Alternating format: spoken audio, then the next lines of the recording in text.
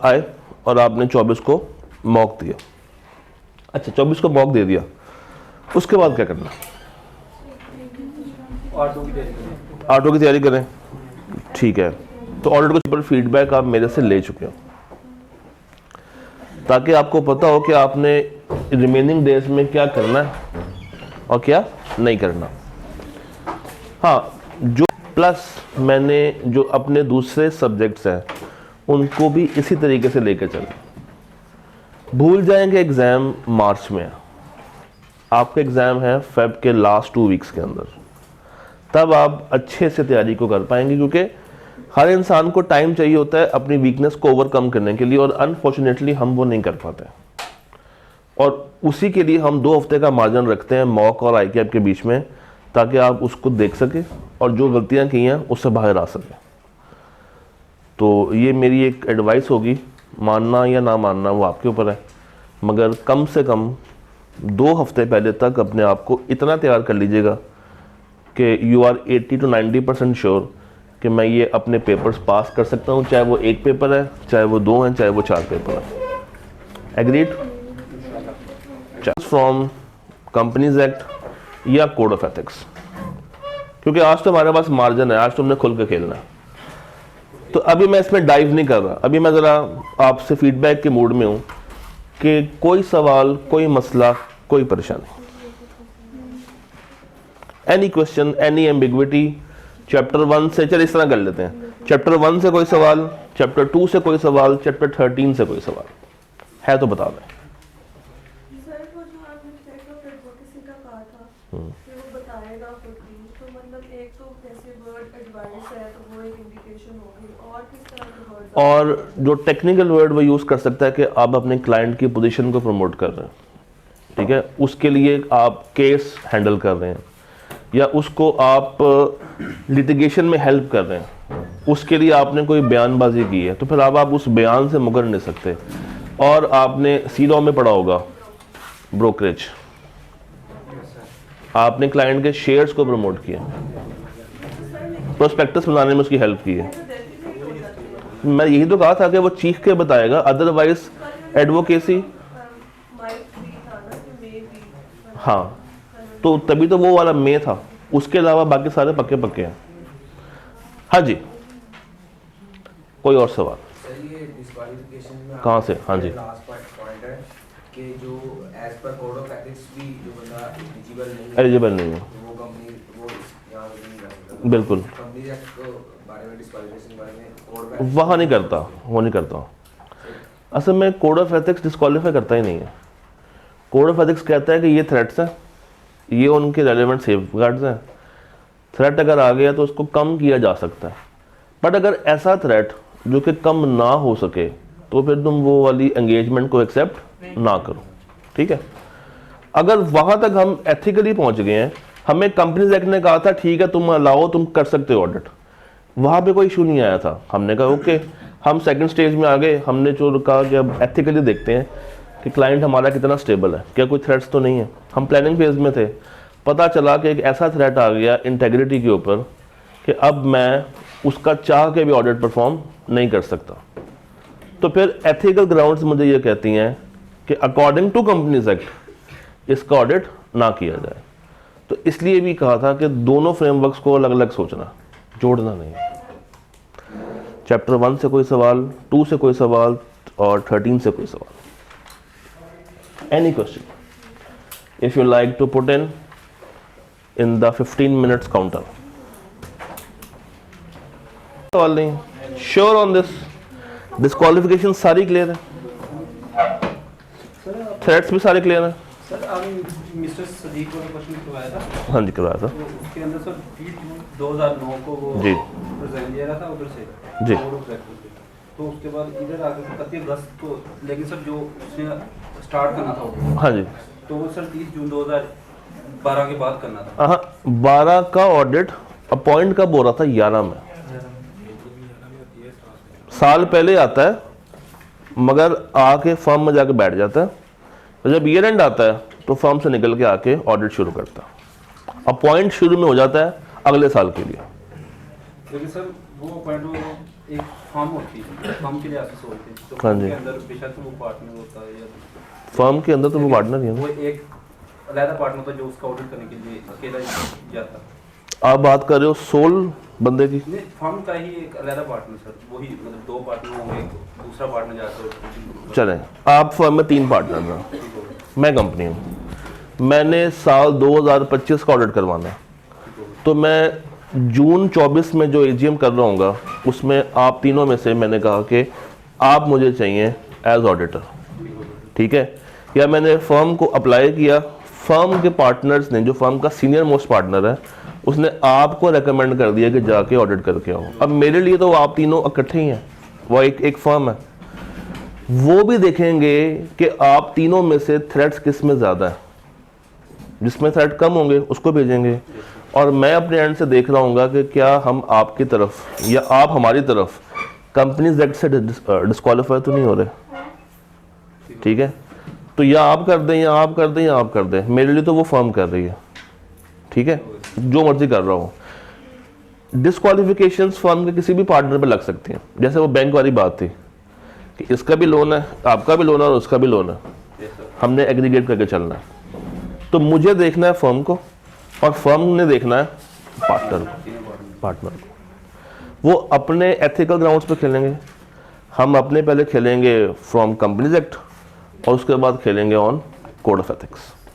और जो पार्टनर साफ सुथरा होगा वो हमारा ऑडिट कर रहा होगा, जो नहीं होगा मसले आने शुरू हो जाएंगे, फिर उसको निकाला जाएगा, फिर नया बंदा आ जाएगा। Okay, so I guess we are done, let's start. Audit reports, first thing जो कि आपको समझनी चाहिए आज, दैट इज कि आपने एग्जाम में ये सवाल को अटेम्प्ट कैसे करना है, हाउ टू अटेम्प्ट। 4 स्टेप्स हैं हमारे पास, step 1, step 2, step 3 and step 4। पहला स्टेप ये है कि आपने सवाल में ढूंढनी है मटीरियलिटी। क्या ढूंढनी है? मटीरियलिटी।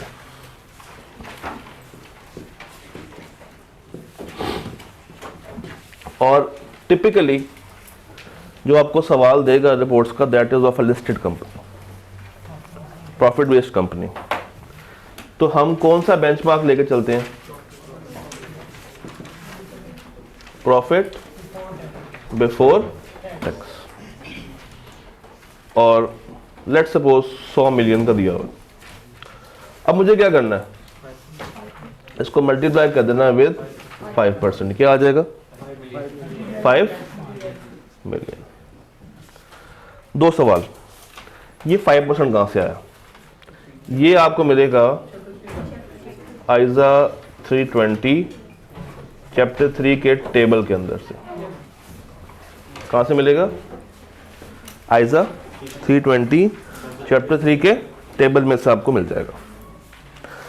क्या ये 5% हमेशा से 5% ही था? नो, ये शुरू में 10% की वैल्यू रखता था, मगर with the passage of time किताब ने उसको 10 से कम कर करके 5 कर दिया, क्योंकि अब प्रैक्टिसेस थोड़ी सी चेंज हो गई हैं।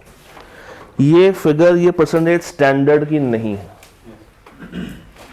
ये स्टैंडर्ड की डिफाइंड परसेंटेजेस नहीं है।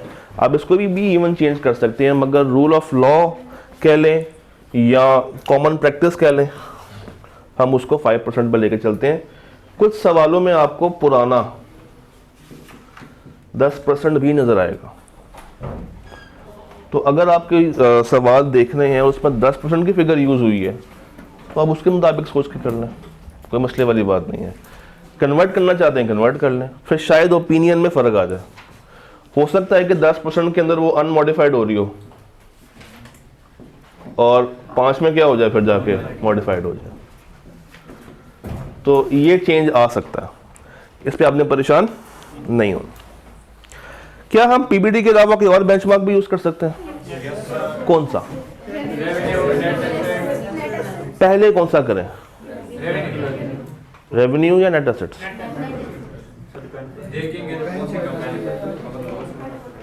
चैप्टर 3 पे जाएं, उसी टेबल में जाएं, चैप्टर 3 में जाएं, उसी टेबल में जाएं। मैं आपको एक लाइन दिखाता हूं।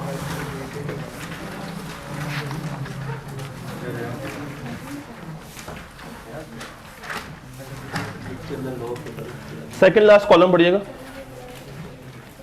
जो है किसका, नेट एसेट्स का। कहता है कॉमनली आप इसको अप्लाई करेंगे इन अ म्यूचुअल फंड या उन कंपनी में जो कि स्ट्रेटेजिक इन्वेस्टमेंट्स रखती हैं। और अगर आप रेवेन्यू में आए तो ये ऐसी कंपनी के लिए होता है जो कि नॉट फॉर प्रॉफिट हो या वो कंपनी जो कि लॉसेस में हो। कंपनी या तो प्रॉफिट कमाएगी या लॉस कमाएगी, ठीक है। तो अगर आपको पीबीटी नहीं दिया हुआ तो दूसरा अच्छा बेंचमार्क कौन सा है, रेवेन्यू। दूसरा अच्छा बेंचमार्क कौन सा है, रेवेन्यू। उसके बाद आपने थर्ड की तरफ आना है, दैट इज नेट एसेट्स। तो ये बात आपने ज़हन में रखनी है। और रेवेन्यू का भी जो मैक्सिमम परसेंटेज है वो कौन सी है, 5%, और उसकी कितनी है, 3%।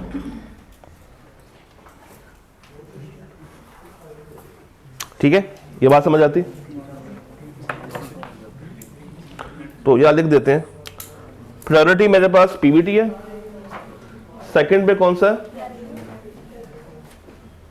और इसका भी क्या लेंगे, और तीसरे पे कौन सा है, और इसका आप क्या लेंगे, 3%।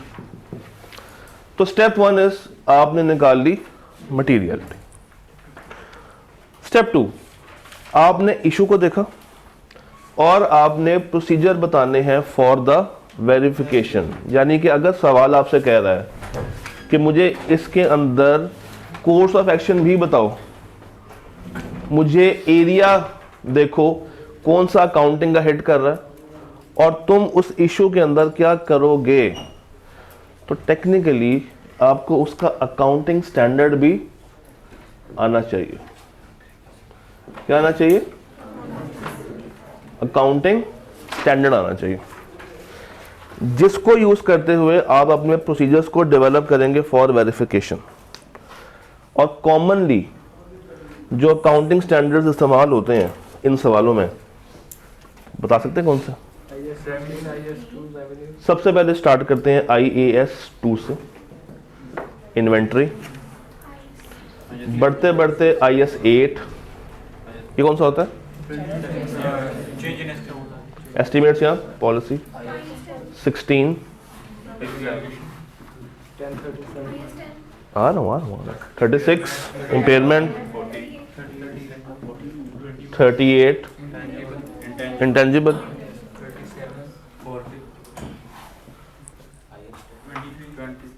ये कॉमन है, ये सारे क्या है, कॉमन है।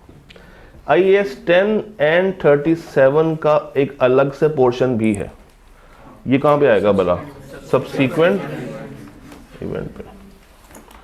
और वो 37 को इसमें अलग से डाल के भी पूछ लेता, फॉर प्रोविजंस ऑफ लाइबिलिटीज, इसको नोट करें। तो इसका मतलब है कि रिपोर्ट्स के सवाल हों, रिस्क के सवाल हों या सब्सटेंटिव के सवाल हों, आपकी अकाउंटिंग थोड़ी सी अच्छी होनी चाहिए। ऑडिट को ऑडिट फेल नहीं करवाता, अकाउंटिंग फेल करवा जाती। अकाउंटिंग अच्छी आती होगी ना, आप प्रोसीजर्स भी बना सकते हैं। अकाउंटिंग इतनी आनी चाहिए कि आप उस सिचुएशन को हैंडल कर सकते हो, आप जज कर सकते हो कि सवाल में प्रॉब्लम किधर आ रही है, व्हाट्स द प्रॉब्लम स्टेटमेंट। अगर वो समझ आ गई है तो आप ये रिपोर्ट्स के सवाल बड़ी आसानी से हल कर सकते हैं, इसमें कोई मसला नहीं आने वाला। अच्छा जी, स्टेप 3, अब आपने देखना है कि आया ये मिसस्टेटमेंट है या ये स्कोप लिमिटेशन, ये मिसस्टेटमेंट है या ये स्कोप लिमिटेशन है। एंड स्टेप 4, मैनेजमेंट क्या उसको ठीक करने के मूड में है या नहीं है। अगर तो मैनेजमेंट ठीक कर देती है तो साफ रिपोर्ट दे देंगे, और अगर मैनेजमेंट ठीक नहीं करती तो फिर हमें रिपोर्ट को ख़राब करना पड़ेगा, तो एक साफ रिपोर्ट होती है और एक ख़राब रिपोर्ट होती है, एक साफ रिपोर्ट होती है और एक ख़राब रिपोर्ट होती है, एक मॉडिफाइड है और एक अनमॉडिफाइड है। और ये मॉडिफाइड और अनमॉडिफाइड क्यों है, एक खराब है, क्यों खराब है, because of the opinion statement, because of the opinion statement या अदर मॉडिफिकेशन। अभी देखते हैं। तो जनाब ऑडिट रिपोर्ट दो तरह से, अनमॉडिफाइड कौन सी? वो रिपोर्ट जिसमें कोई मसला मसाइल नहीं है, और अगर है भी तो इमटेरियल है, इंडिविजुअली और एग्रीगेट।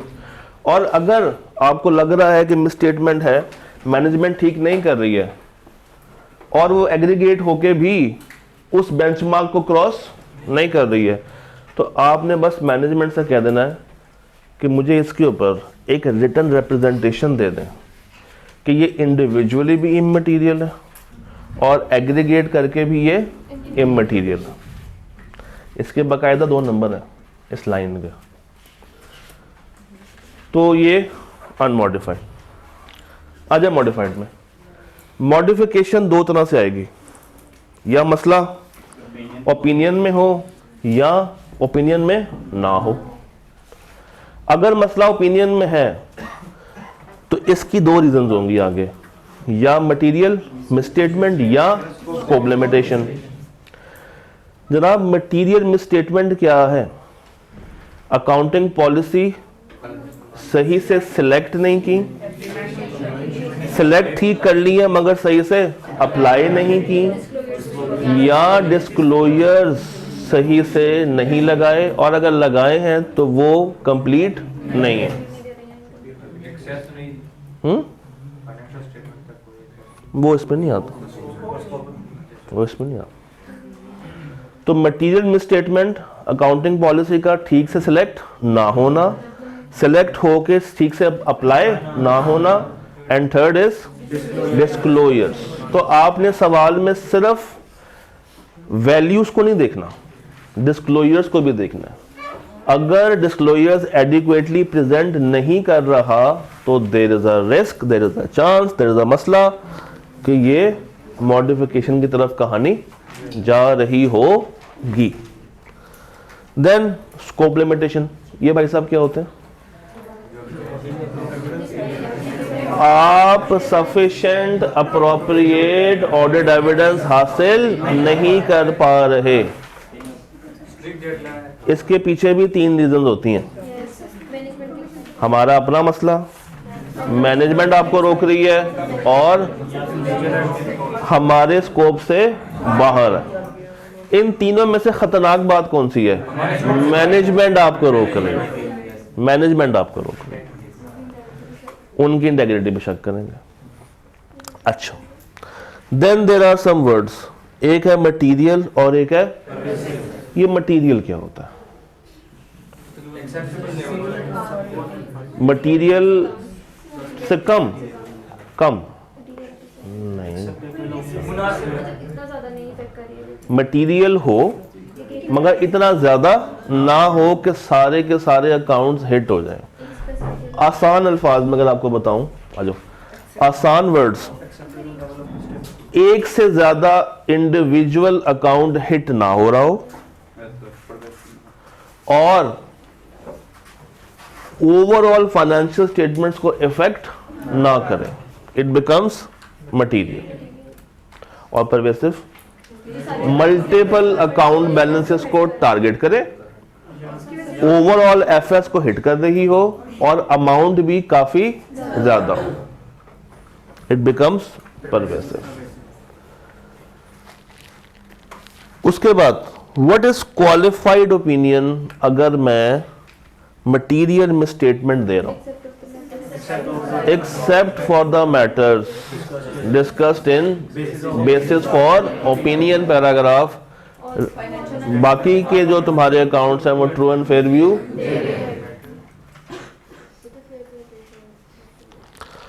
और यही क्वालिफाइड अगर मैं बात करूं in scope limitation, except for the possible effects, क्योंकि वो तो आप चेक ही नहीं कर पाए, ना आपको पता है कि ये ठीक है ना आपको पता है कि ये खराब है, तो आप कोई भी चीज अपने ऊपर ब्लेम कैरी नहीं करेंगे। आप कहेंगे चूंकि मैं इसको वेरीफाई नहीं कर पाया तो मैं कोई भी ओपिनियन देने के काबिल नहीं, except for the matters discussed and जो उसके पॉसिबल इफेक्ट्स। ये एडवर्स क्या होगी?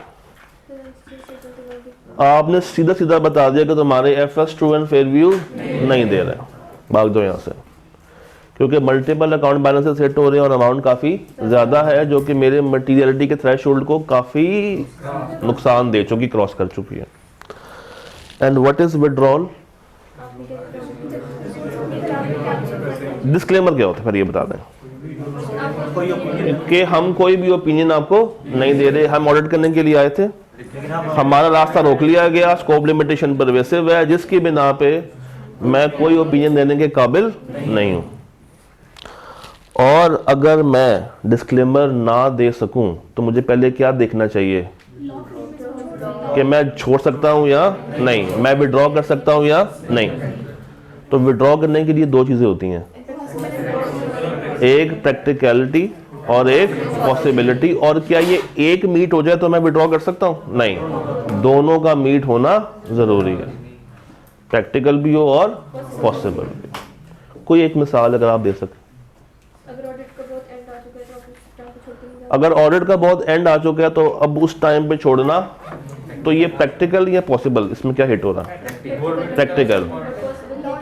पॉसिबल इज कि आप छोड़ना चाह रहे हैं मगर एसएससीपी ने आपको अपॉइंट किया हुआ है तो अब आप छोड़ के जा नहीं सकते। Done guys. उस तरफ आते हैं अदर मॉडिफिकेशन में। उसमें क्या है? Matters discussed in financial statements या मैटर्स नॉट डिस्कस्ड। अगर तो हम अकाउंट से रिलेटेड बात कर रहे हैं तो हम कौन से पैरा देंगे? Emphasis of matter paragraph. क्या इसमें पूरी दास्तान सुनाते हैं? नहीं, हम सिर्फ डिस्क्लोजर का रेफरेंस दे के भाग जाते हैं। हम कहते हैं कुछ और देखो या ना देखो, कम से कम वो रेलेवेंट पैराग्राफ जाके देख के अपना फैसला करना। और अगर हमने कुछ ऐसी बात करनी हो जो कि रिस्पॉन्सिबिलिटीज में कवर ना होती हो ऑडिटर की, तो हम डालेंगे अदर मैटर पैराग्राफ। या कोई ऐसी बात करनी हो जो कि ऑडिट से ताल्लुक रखती हो, अकाउंट से ताल्लुक ना रखती हो, हम चले जाएंगे टूवर्ड्स अदर मैटर पैराग्राफ। कोई एक मिसाल देते हैं। हम यहां से विड्रॉ नहीं कर पा रहे थे तो मैं क्या हम इसको बताऊंगा अदर मैटर में। एंटिटी ने हमसे 2 फाइनेंशियल स्टेटमेंट्स के ऊपर ऑडिट कराया, ये कहां बताऊंगा? अदर मैटर में। मैं इनका ओपनिंग बैलेंस वेरीफाई नहीं कर सकता क्योंकि लास्ट टाइम मैं इनके पास नहीं था, अदर मैटर में बताएंगे। गोइंग कंसर्न का इशू ये कहां पे बताएंगे?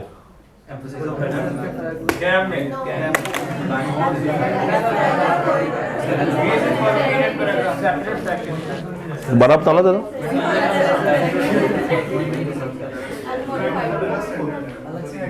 ये अलग से हेडिंग है और हेडिंग का नाम क्या है? Material uncertainty related to going. बच गए, हूं आराम है। चलें आगे, मुझे बताइए, आपने 700 की रिपोर्ट देखी होगी जो अनमॉडिफाइड रिपोर्ट है। उसमें एक एरिया था जिसमें कुछ 4 बातें लिखी हुई थी। मैं आपको एक बात का रेफरेंस दूंगा, आपको एरिया याद आना चाहिए। ज़कात, उसकी हेडिंग बताएं मुझे।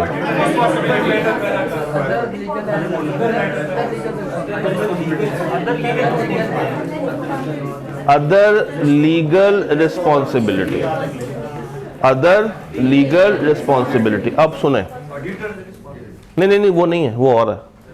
Other legal responsibility. Companies act ने 4 तरह की अदर लीगल रिस्पॉन्सिबिलिटी दी है, जरा बताएंगे। Proper books of accounts maintain हुए या नहीं हुए? कंपनी की ज़कात वाला पॉइंट कि ज़कात डिडक्ट और डिपॉजिट अंडर ज़कात एंड अशर ऑर्डिनेंस हुई है या नहीं हुई? तीसरा पॉइंट, इन्वेस्टमेंट जो कंपनी ने की है क्या वो अपने पर्पस के लिए की? चौथा पॉइंट क्या हुआ? जो अकाउंट्स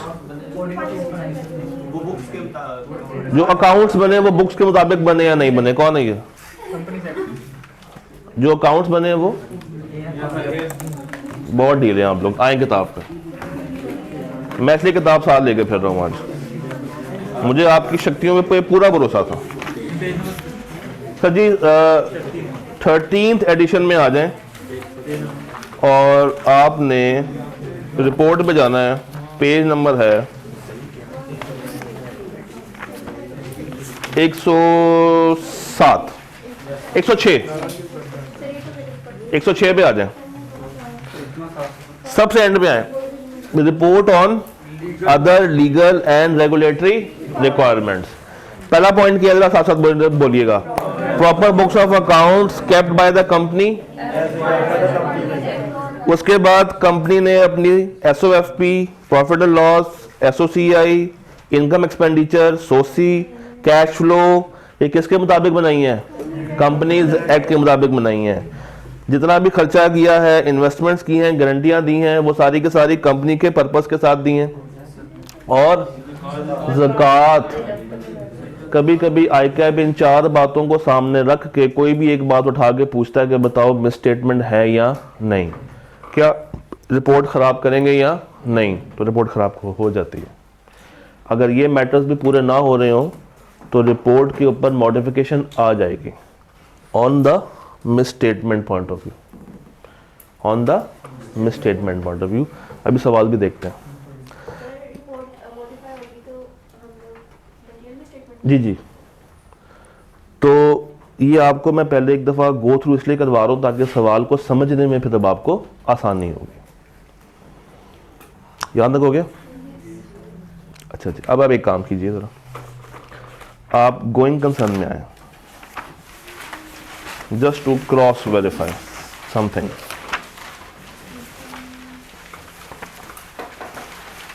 आगे बस मैं भी आ रहा हूँ। पेज हम बता सकते हैं?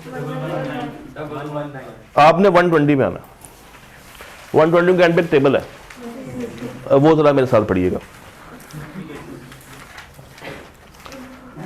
सर जी, अगर going concern basis in appropriate है, इसका मतलब पहले समझ मुझे बताएं ना क्या है, ये इस लाइन का मतलब क्या है? कंपनी गोइंग कंसर्न नहीं है और उन्होंने अपनी अकाउंट्स इस तरीके से बनाए हुए हैं कि वो कंपनी गोइंग कंसर्न लग रही है, मगर वो गोइंग कंसर्न नहीं है, तो हम ओपिनियन देंगे एडवर्स, क्योंकि गोइंग कंसर्न अपने अंदर एक परवेसिव इशू। पहला पॉइंट समझ आ गया?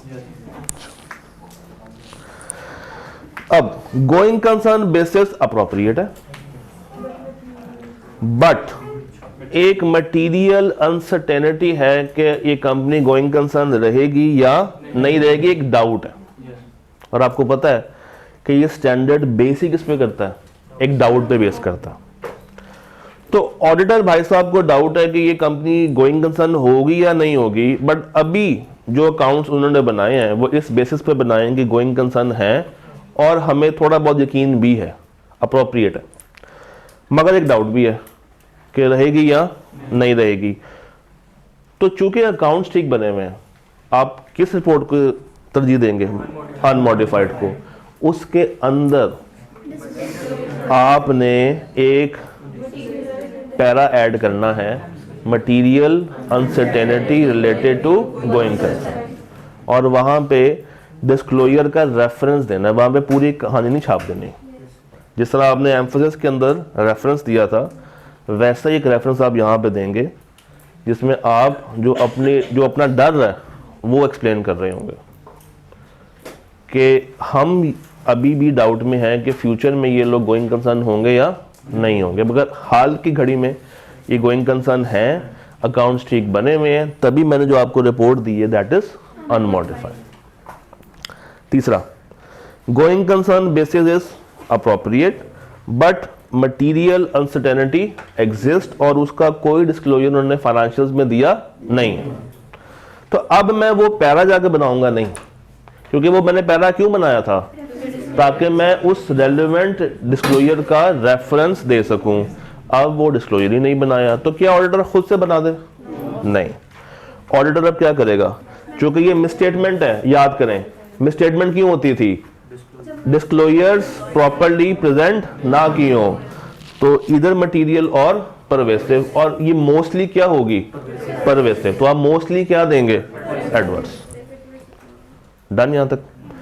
चौथा पॉइंट, मैनेजमेंट ने या तो कोई वर्किंग सिरे से बनाई नहीं, बनाई है तो वो कम टाइम पीरियड के लिए, और वो उसको एक्सटेंड करने के मूड में नहीं है, तो दैट बिकम्स स्कोप लिमिटेशन या क्वालिफाइड या डिस्क्लेमर और अदरवाइज विड्रॉ। ये टेबल क्लियर है? श्योर? अच्छा,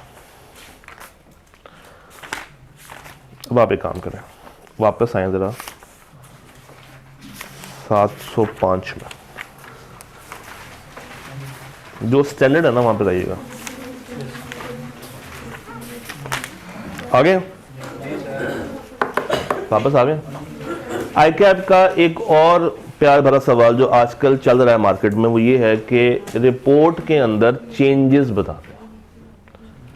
देखिए ICAP 3 तरह के सवाल पूछेगा आपसे। पहला सवाल ये होता है कि हमें बताएं इम्प्लीकेशंस ऑन रिपोर्ट, इसमें आपने सारी कहानी बतानी है।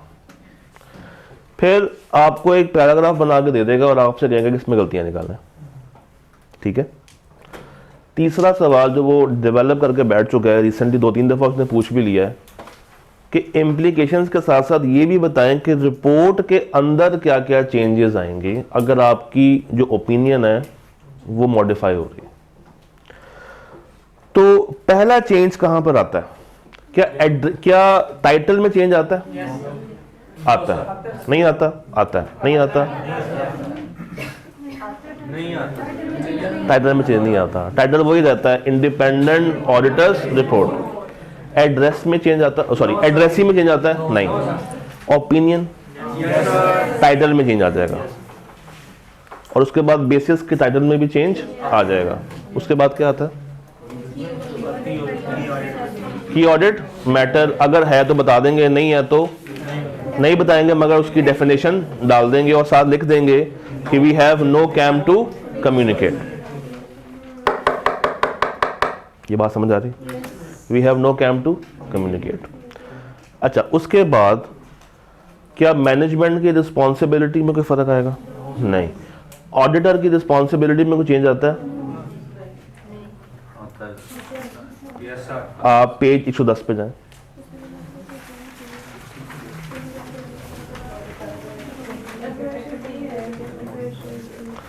ऑडिटर्स रिस्पॉन्सिबिलिटी, क्वालिफाइड और एडवर्स ओपिनियन। हाँ जी, आपने ये लाइन अमेंड करनी है। क्या लिखेंगे? The auditor believes that the audit evidence the auditor has obtained is sufficient and appropriate to provide a basis for the auditor's modified audit. Basically आपने add क्या किया है? Modified का वर्ड ऐड किया, तो it is a change. CAM qualified में आएगा? इस क्वालिफाइड में आ सकता, एडवर्स में आ सकता, किस में नहीं आ सकता? डिस्क्लेमर में नहीं आ सकता। तो नीचे देख लें, when auditor disclaims an opinion, auditor report shall not include a KAM section. याद है? क्लियर है? अच्छा,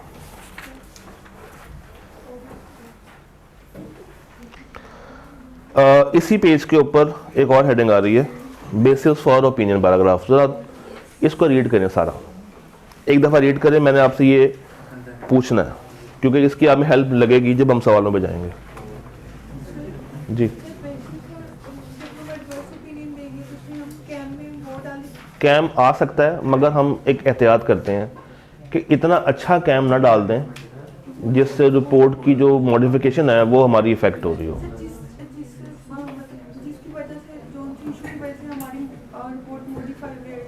वो इशू कैम में नहीं आएगा।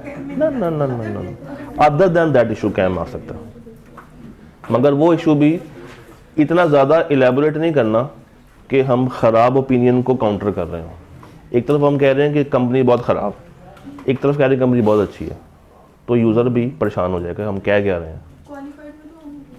उसमें भी हम दे सकते हैं, मगर इसमें ज़रा सी अल्फाज को देखना पड़ता, एडवर्स में देखना पड़ता। तो मैंने कब कहा कि हम नेगेटिव चीज़ डाल रहे हैं? तो एडवर्स ओपिनियन बेसिस में हम बता रहे होंगे ना कि इस वजह से ख़राब हुई है। कैम में जो अगर हम बताएंगे तो अच्छी बातें बता रहे होंगे जो कि इसके अलावा है। देखो तुमने 3 पेपर दिए, सुना, 2 फेल हो गए, 1 पास हो गया। तो 2 फेल एडवर्स, उसकी रीज़न क्या है? वो बेसिस। जो 1 पास हुआ है, अब आप उसको अगर बताएंगे भी अपने वालिदैन को तो वो साथ क्या कहेंगे कि जो 2 फेल हुए हैं वो, तो वो आपकी बात सुन तो लेंगे मगर इतना ज़्यादा खुश नहीं होंगे। तो दबा के बताना, ठीक है? ना पूछिए।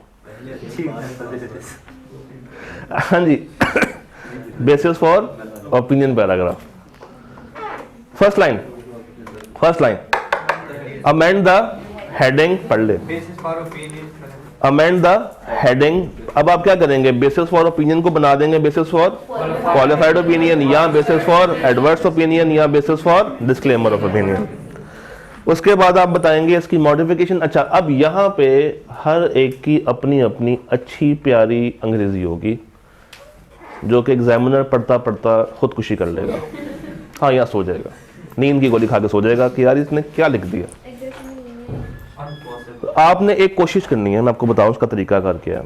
आपको कुछ सवाल, कुछ गालिबन 2 या 3 सवाल हैं जिसमें उसने मॉडिफिकेशन ड्राफ्ट करवाई थी, ये वाला पैराग्राफ ड्राफ्ट कराया हुआ। तो 2-3 दफ़ा उसका सॉल्यूशन खोल के उसको अपने हाथ से लिख लीजिएगा, एक ग्रिप डेवलप हो जाएगी, कुछ अच्छे अल्फाज आपको मिल जाएंगे जो कि आप वहाँ पे यूज़ कर सकते हैं। अच्छा, include description and quantification of financial effect, क्योंकि आपको याद हो मटीरियलिटी जो हम कहते हैं वो क्वालिटेटिव भी होती है और क्वांटिटेटिव भी होती है। तो सिर्फ आपने वैल्यूज़ पे बात नहीं करनी, जो उसकी नैरेटिव मसले हैं वो भी बताने हैं।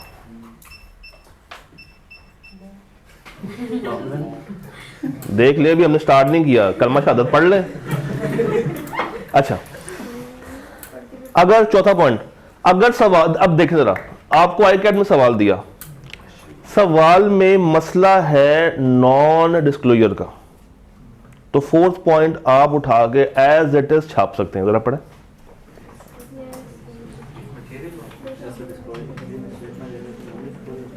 तो आप क्या करेंगे?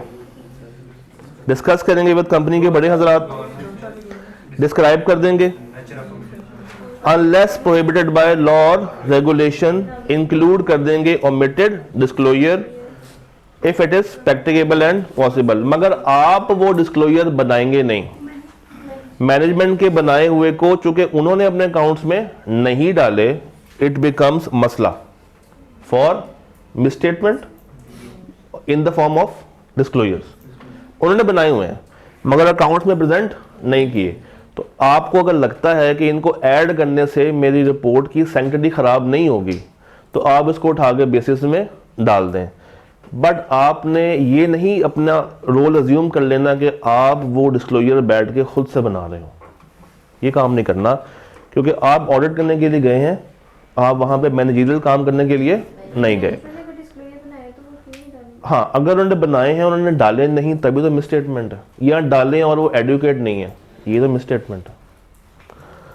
लास्ट पॉइंट दोबारा देखते हैं, अनलेस प्रोहिबिटेड बाय लॉ और रेगुलेशन इंक्लूड करेंगे हम omitted disclosures if it is practicable, not be practicable where disclosure not been prepared by management और नॉट अवेलेबल और इट वुड बी वॉल्यूमलेस। अगर नहीं बनाया नहीं डालेंगे, बनाया है मगर वॉल्यूम में काफ़ी ज़्यादा है और आपकी रिपोर्ट आपको लगता है कि अपनी शेप लूज करेगी तो डालने की ज़रूरत नहीं।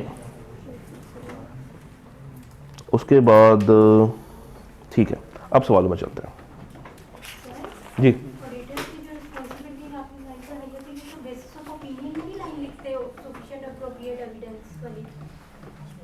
कौन सी लाइन?